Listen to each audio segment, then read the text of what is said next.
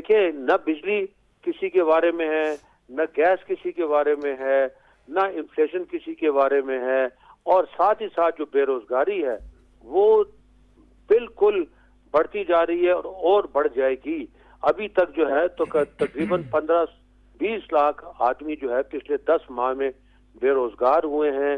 आप देखिए, आपकी जो एक्सपोर्ट्स हैं वो डिक्लाइन कर रही हैं, आपकी इंडस्ट्री बंद हो रही है, और आपकी इंपोर्ट्स जो हैं वो आज भी को हमारे दोस्त थे, वो पेशावर आए थे।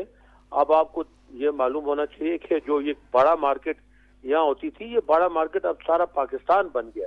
और इन्होंने जो पॉलिसी की है मेरी समझ से वो बहुत बालातर है कि इन्होंने जो इंपोर्ट्स के ऊपर बैन लगाया है, जो एलसीज के ऊपर बैन लगाया है, वो ये है कि जी आप एक इंडस्ट्रियलिस्ट होते हुए आप बैंक के थ्रू एलसी नहीं खोल सकते, लेकिन अगर आप डेफर्ड एलसी पे, जिसका मतलब है कि आपका सामान आ जाए और उसको पेमेंट आप 365 डेज के बाद उसको भिजवाएं, तो वो अलाउड है। This is not possible. बात यह है कि ये जो हो रहा है ये हुंडी से उसको पैसा जा रहा है।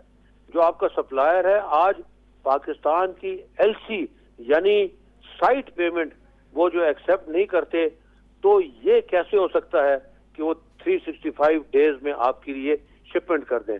ये बिल्कुल ओपन बात है। और ओपन बात यह कि डॉलर जो है वो कहीं पे आपका दुबई में, सिंगापुर में या कहीं और में आपका ऑफिस है, वहां से जो है पेमेंट जा रही है, पाकिस्तान से पेमेंट उस ऑफिस को जा रही है, और वो 365 डेज के बाद जो है आप समझेंगे कि एलसी की पेमेंट हो रही है, वो पेमेंट जो है वापस उस दफ्तर को मिल जाएगी।